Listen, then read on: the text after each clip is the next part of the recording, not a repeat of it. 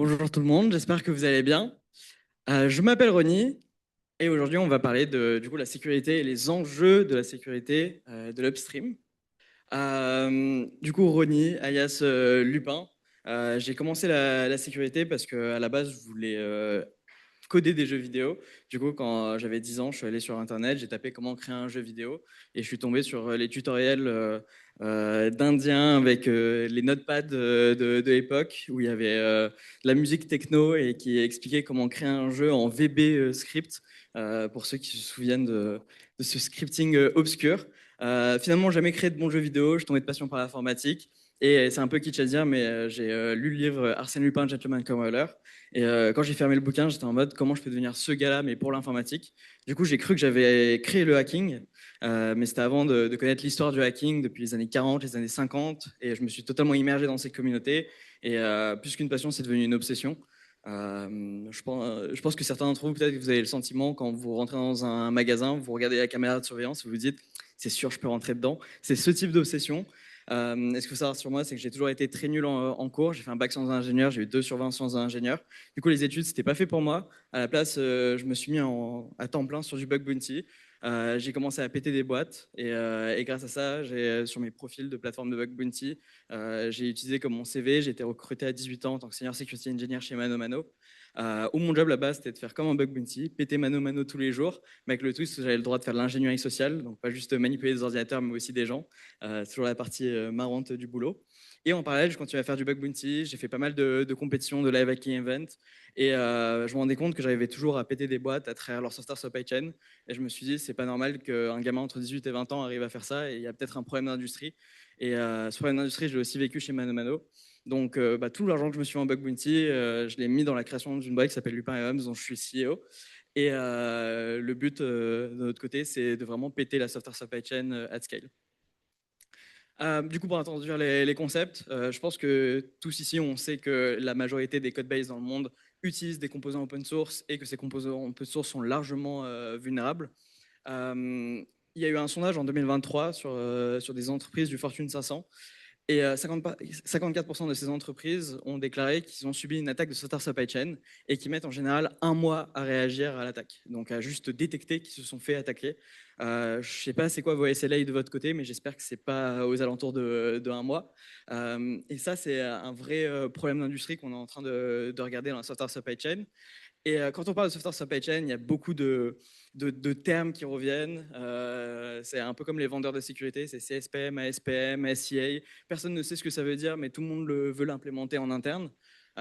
Et donc, sur la software supply chain, on peut dire qu'il y a 3 grandes définitions, 3 grandes familles. Il y a la third party supply chain, donc l'entièreté des vendors SaaS qu'on utilise pour power nos applications et l'entièreté de nos services. Il y a la software supply chain, donc c'est toutes les librairies, les outils et les artefacts qu'on va utiliser pour déployer notre code. Et après, on a la cloud software supply chain, qui est l'entièreté des composants qu'on va utiliser pour hoster ce code et distribuer le service à nos clients. Et donc, aujourd'hui, on va vraiment se focus sur la software supply chain, donc tout ce qui est composants, librairies, outils et process qui vont nous aider à développer, build et publier des applications, voire même des software artifacts. Le coût des attaques de software supply chain est assez massif. En 2023, ça a été estimé aux alentours de 46 milliards de dollars et c'est projeté d'ici la fin de l'année à monter jusqu'à 81 milliards de dollars. La plus grosse attaque qu'on ait connue dans l'écosystème, qui est SolarWind, a eu une estimation d'avoir généré 100 milliards de coûts à l'économie mondiale. Donc en gros, c'est des attaques d'hier, d'aujourd'hui et de demain. Et on va en voir de plus en plus. Et donc quand on pense à la software supply chain, il y a plein de questions qu'on ne se pose pas forcément. Qui sont les business owners de la software supply chain? C'est quoi sa surface d'attaque? Et est-ce qu'il y a des gens qui sont là pour la sécuriser? Pour répondre à la première question, personne ne sait vraiment. À chaque fois qu'il y a une attaque dans l'écosystème, tout le monde se pointe du doigt. Je pense que certains d'entre vous, vous étiez en incident de réponse pendant Log4j. Je ne sais pas si vous vous rappelez, peut-être pendant l'incident, vous n'avez pas regardé tout ce qui se passait dans l'actualité. Il y avait la page de login d'Apple qui était vulnérable et on pouvait juste mettre un string sur la page de Log4j. Enfin, d'Apple, et on pouvait filtrer un debug de Log4j directement sur nos serveurs. Et la réponse des groupes comme Apple et les autres GAFAM, c'était de dire bah, non, c'est pas de notre faute, c'est de la faute des deux mainteneurs qui n'ont pas su mettre en place de la sécurité suffisante sur Log4j. Et la réponse des deux mainteneurs, c'était de dire mais non, c'est l'entièreté de ces boîtes-là qui utilisent notre outil, qui pèsent des milliards et qui nous ont jamais payé pour maintenir ces dépendances. Et en fait, cette confusion sur qui doit mettre en place la sécurité crée un super bon point d'entrée pour les attaquants. Et en termes de surface d'attaque, bah, je pense que vous en avez entendu parler aujourd'hui, le standard SALSA qui a été créé par la OpenSSF, qui est backé par Google et la Linux Foundation. Ce standard est très bien d'un point de vue défensif et vous aide à mapper l'entièreté de votre surface d'attaque et à en plus faire de l'hardening sur l'entièreté de votre chaîne. Et vu que c'est un standard qui est très défensif, ils ont proposé une surface d'attaque en disant il y a trois composants principaux. Il y a le source, le build et la distribution. Donc le source, c'est tout ce qui a où est-ce que vous hostez votre code. Donc est-ce que c'est sur GitHub, est-ce que c'est sur les registries type npm, PyPy, RubyGem, Cargo, etc. Votre build, c'est votre CI/CD. Et après, votre distribution, c'est comment vous allez déployer les applications que vous avez build. Et après, il y a une boucle si vous déployez des dépenses. Sauf qu'en fait, euh, on ne se rend pas compte de ce qu'est vraiment le salsa et l'échelle dans laquelle on doit l'implémenter. Parce que beaucoup d'entreprises se disent, OK, bon, bah, je vais implémenter salsa et je vais protéger mon code source, je vais protéger mes registries, je vais protéger mon build, je vais protéger ma distribution. Mais la réalité, c'est que tout ce que vous utilisez en amont, tout ce qui va vers la source de sur quoi vous téléchargez, rentre dans votre surface d'attaque. Donc si le source, le build et la distribution de toutes vos dépenses transitives se fait compromettre, vous vous faites compromettre aussi. Et c'est là où, nous, on se dit, OK, l'échelle de toute la sécurité de ce qui se passe en amont, donc au-delà de la software supply chain, ça peut tierce partie, cloud, etc., ça rentre dans notre surface d'attaque. Et on est dans une ère où on utilise de plus en plus de composants préconstruits parce que les développeurs, à juste titre, c'est une population extrêmement feignante qui ne veut pas réinventer la roue à chaque fois. Donc, on utilise ces composants préconstruits. Et en plus, aujourd'hui, ça s'accélère avec l'intelligence artificielle parce que, en tant qu'industrie où 1% de la population pouvait coder, bah, aujourd'hui, on arrive à proposer de déployer des applications pour les 99% d'autres personnes. Et donc, on accélère de plus en plus l'adoption de composants préconstruits à travers l'IA générative. Et ça, c'est les vrais problèmes de tout ce qui est upstream. C'est le manque de reconnaissance dans l'industrie de ces failles de sécurité et aussi le manque de sensibilisation sur la réalité de cette surface d'attaque. Et c'est pour ça que nous, on aime bien dire, et excusez de mon vocabulaire, mais que la software supply chain, c'est un énorme bordel à sécuriser pour les entreprises.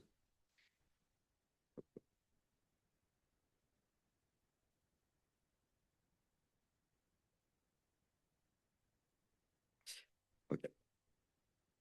Et du coup, plutôt que de juste vous faire une démonstration de comment vous sécurisez d'un point de vue défensif, je vais plutôt d'abord vous montrer comment un attaquant réfléchit quand il voit votre software supply chain. Donc, imaginez que vous commandez un colis sur Amazon, par exemple. La vie de ce colis, ça va être exactement la même chose qu'on a vu dans le standard Salsa. Il y a un source, il y a un build, il y a une distribution, et après, ça arrive au client final. Ce que les outils de sécurité qui existent dans l'industrie font aujourd'hui, c'est qu'ils agissent comme une douane. En gros, ils vont regarder chaque colis, ils vont l'ouvrir et ils vont se dire, est-ce qu'il y a une CVE 2023 qui est vulnérable? Est-ce que ce colis il est malveillant? Ou est-ce que j'arrive à trouver dans le code source statique du colis une vulnérabilité qui pourrait être exploitable? S'ils ne trouvent rien, ils le referment et le distribuent à vous pour que vous puissiez l'utiliser. Mais les attaquants, eux, s'en fichent de ce qui se passe dans le colis, ils s'en fichent de la CVE et ils s'en fichent du code source en lui-même d'une dépense. Ce que eux, ils veulent, c'est le transit. Et c'est poser la question de se dire, est-ce que je peux me mettre en plein milieu de la route, arrêter le camion, aller à l'arrière, mettre une bombe dans le colis et le distribuer dans la maison du client final. Et c'est exactement ça qui est appliqué techniquement quand on va pirater la software supply chain. Et donc, on a vu des hacks extrêmement connus récemment. En 2025, c'était un florilège. Typiquement, Bybit, énorme attaque de software supply chain.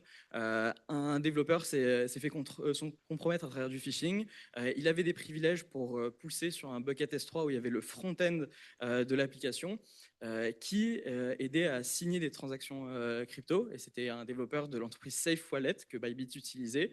Et au moment de la transaction, au lieu d'envoyer vers un portefeuille qui était vérifié, finalement, ça a envoyé vers le portefeuille des attaquants. Et en une transaction, 1,5 milliard de dollars a totalement disparu des comptes de Bybit.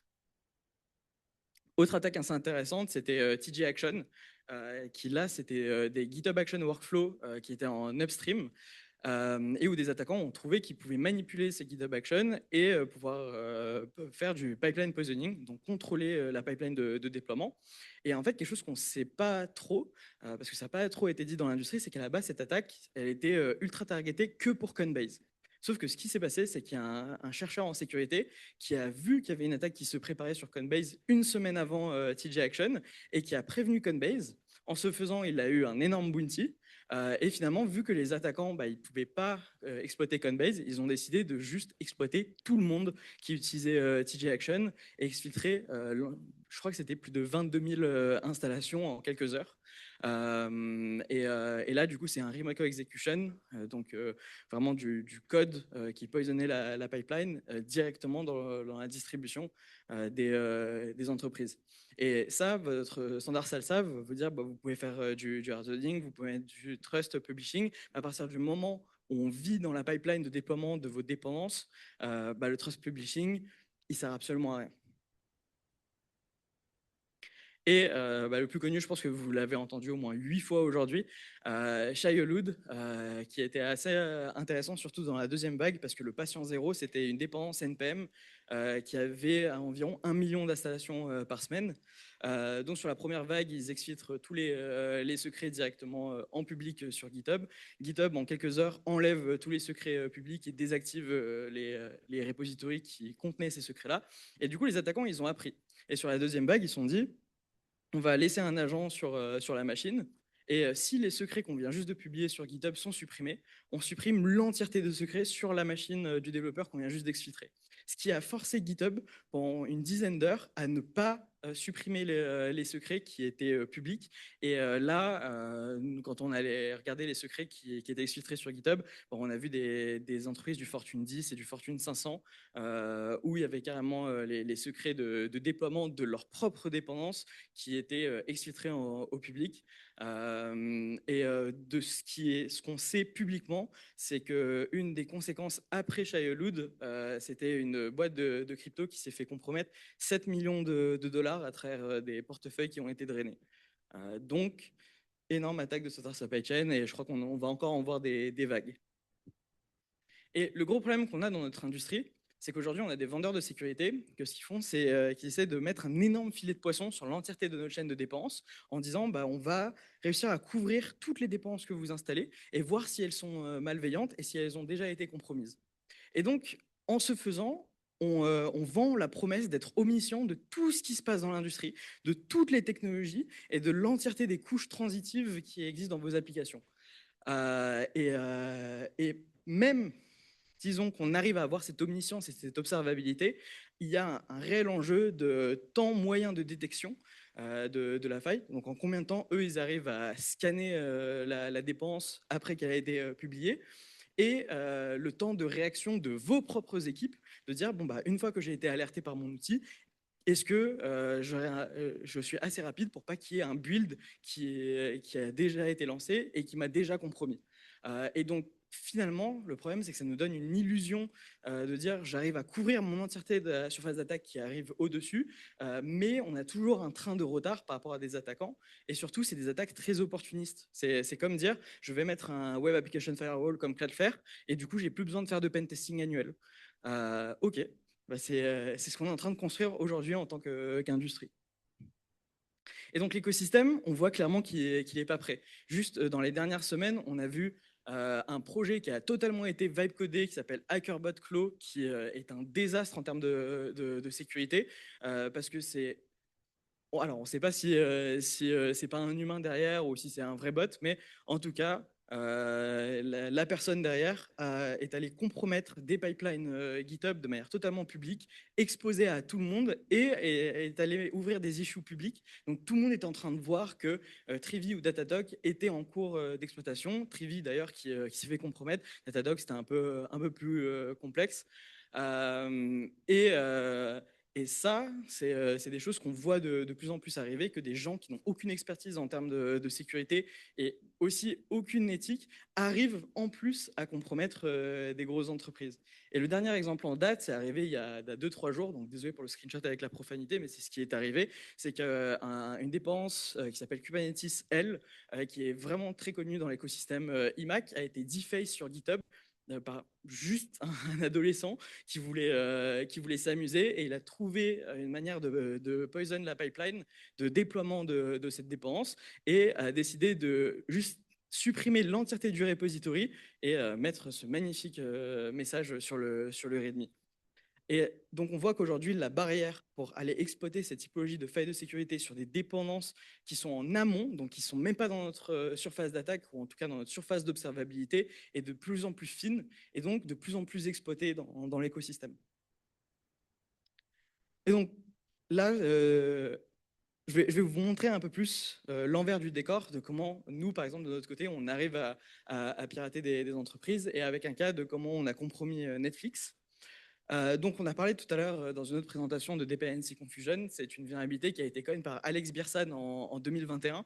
Il a fait un magnifique blog post là-dessus qui a ouvert la boîte de Pandore sur l'entièreté de cette nouvelle classe de vulnérabilité et qui, par ailleurs, m'a ouvert les portes à faire de la sécurité dans cette supply chain.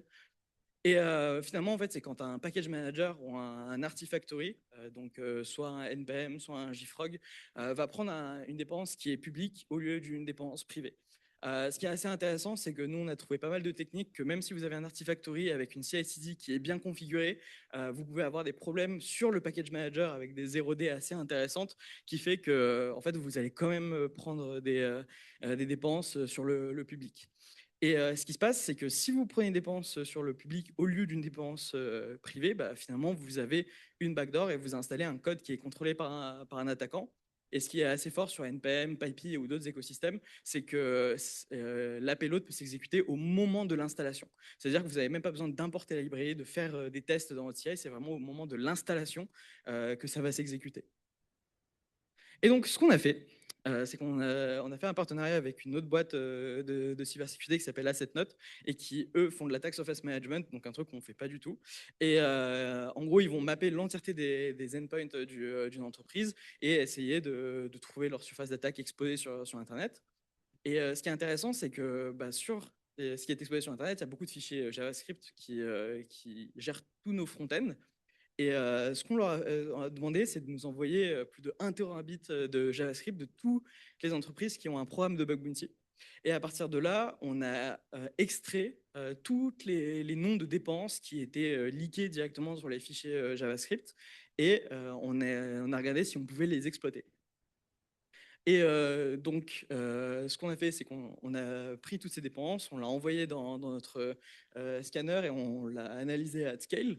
Et ce qu'on a trouvé, c'est qu'il y avait cette dépense avait l'air d'être une dependency confusion qui s'appelle NFCL Logger. Et comme vous voyez dans le script JavaScript, juste ici, Node Modules NFCL Logger. Donc c'est comme ça qu'on a vu que la dépense existait sur ce fichier. Ces dépenses, elle appartenait du coup à Netflix. Et je suis allé voir mon ami et je lui ai dit, c'est impossible que les pipelines de déploiement de Netflix peuvent être compromises et que en fait, je me suis dit ça parce que Netflix, c'est une FANG et c'est l'une des boîtes connues pour avoir une équipe sécurité ultra paranoïde. Ils ont des secrets de développement qui sont assez confidentiels et ils ont un budget qui est presque infini, je dirais, à l'échelle de nos boîtes de sécurité de notre côté. Et ils ont tous les budgets pour prendre toutes les solutions de sécurité sur le marché qui vont aller mettre ce filet de poisson sur l'entièreté de notre chaîne de dépenses. Et mon ami m'a dit, bah, toi, ça te prend 5 minutes de mettre une backdoor sur NPM. Vas-y, tente et on va voir si c'est exploitable. Et donc, on a attendu. Et 4 jours plus tard, on a reçu ce log d'un développeur de Netflix directement sur sa machine, sur son Mac, qui nous a exfiltré de la donnée. Tout ce que j'ai le droit de vous montrer, c'est le log réseau et pas ce qu'on a réussi à exfiltrer. Netflix, ils ont un programme de bug bounty. On a été autorisé à faire ce test et ils nous ont payé une faille critique. Et donc là, en 2-3 heures de travail, on a réussi à compromettre l'une des plus grosses boîtes du monde. Et c'est ça le problème de la software supply chain. C'est que Netflix, ils mettent en place du SALSA. Ils mettent en place toutes les solutions de sécurité qu'on discute aujourd'hui et au quotidien. Mais tout ce qui se passe en upstream n'est pas assez regardé et il n'y a pas assez d'observabilité dessus. Un autre cas, c'est comment on a compromis 20 millions d'installations sur NPM. Donc, ce qui est intéressant avec l'upstream, c'est d'exploiter la complexité. Et donc, on a dit la software supply chain est composée de dépendances, qui a d'autres dépendances qui sont transitives, mais ces dépendances ont aussi un repo GitHub qui ont un déploiement pour notre utilisation de la dépendance. Et ça peut être aussi un point d'entrée pour les attaquants. Et donc, aujourd'hui, vous avez peut-être déjà entendu parler des GitHub Pawn Action. C'est tout simplement quand une pipeline va utiliser un code qui est envoyé par un attaquant depuis une contribution malveillante et qui va l'exécuter directement dans la pipeline. Souvent, c'est pour vérifier si le code ne casse pas des tests qu'on a mis en place.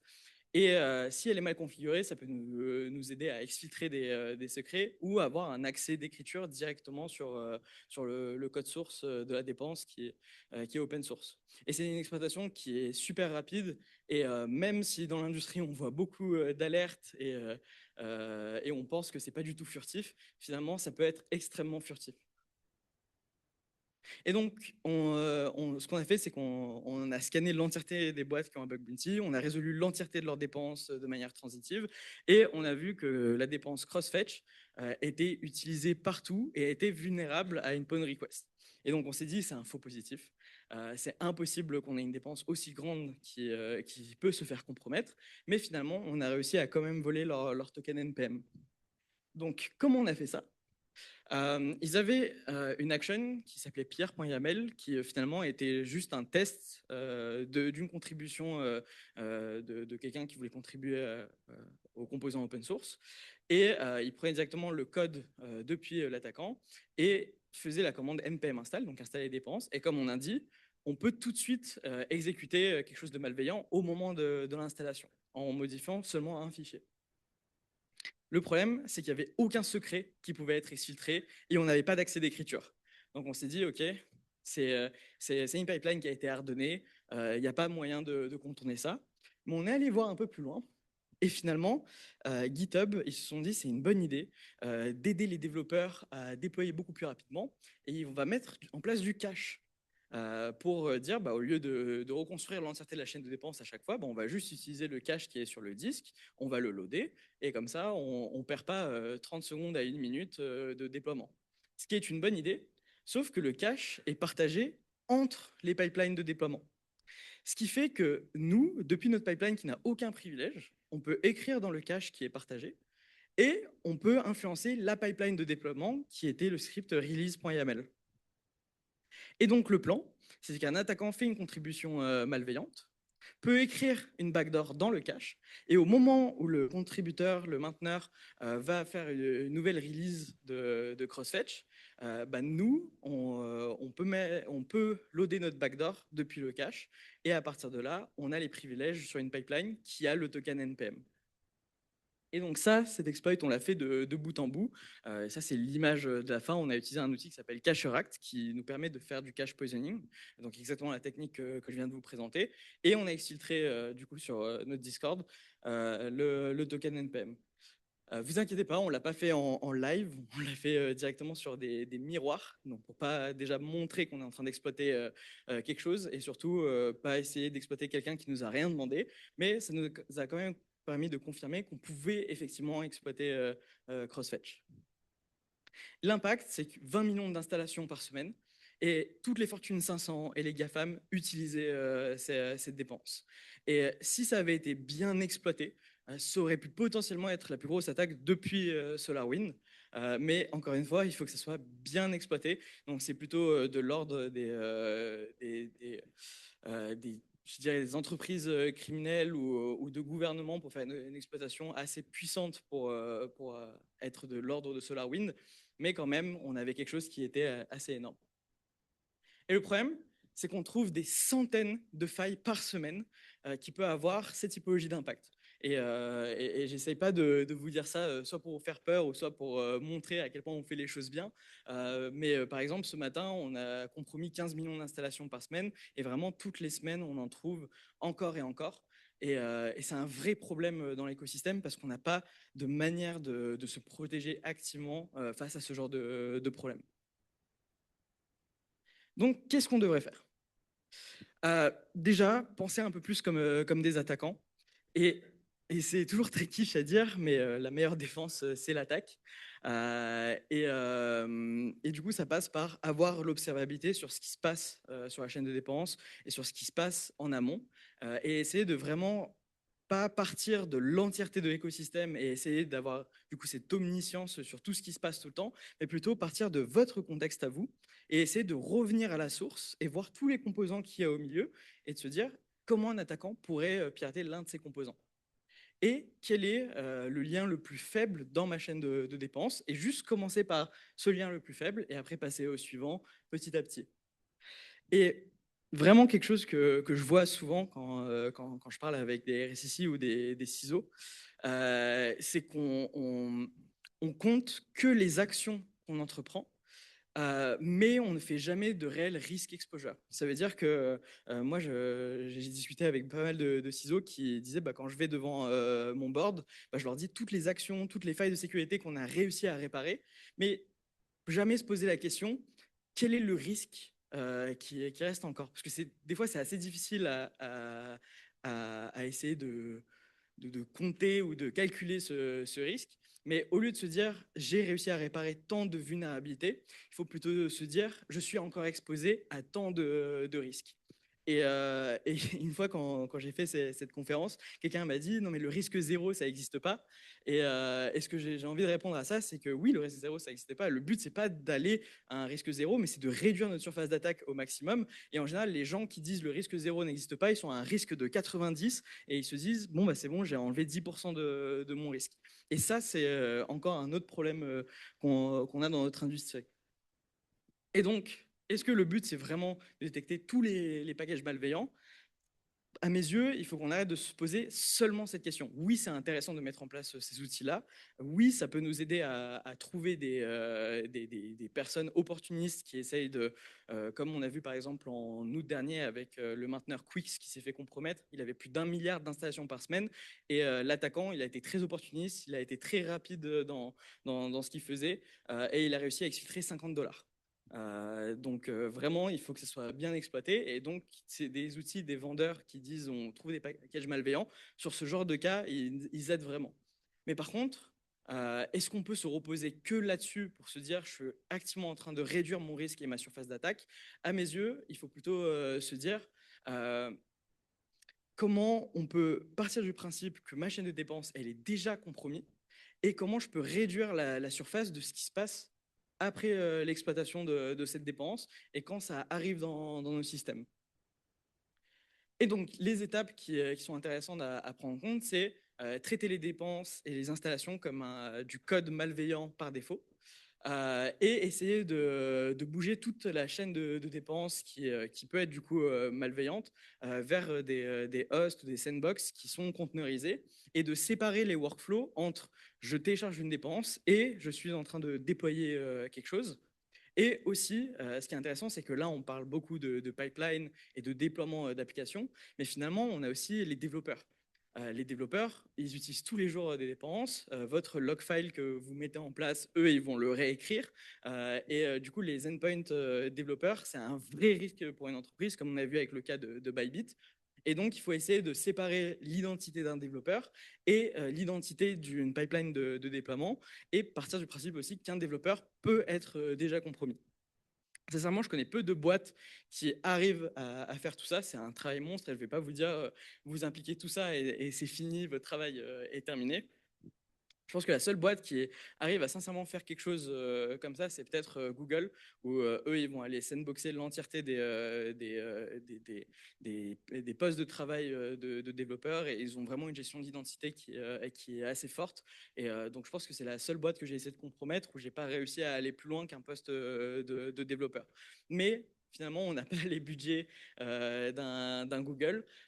Et donc, le but, c'est de plutôt se dire qu'est-ce qui se passe d'abord sur les pipelines et plus tard sur les postes de développeurs. Et vraiment essayer de faire de la séparation au maximum entre nos déploiements et arrêter d'utiliser du cache. Si vous utilisez GitHub, en tout cas. Du coup, en takeaway, vraiment, Salsa, c'est très bien pour de la compliance. C'est très bien si vous voulez mettre en place votre compliance pour le CRA et cocher votre checkbox. Et en plus, commencer à faire des étapes d'hardening. Mais il faut comprendre que la surface d'attaque de tout ce que vous utilisez en amont, c'est votre surface d'attaque. Et si vous faites compromettre, bah, finalement, c'est aussi un peu votre responsabilité de regarder ce qui se passe. Et donc, le but, c'est pas de se poser la question de comment je peux réagir le plus vite possible à une attaque, mais comment je peux être le plus proactif avant qu'il y ait une attaque. Et ça, bah, c'est tout l'enjeu de l'upstream security. Merci beaucoup pour votre temps, et si vous avez des questions, n'hésitez pas.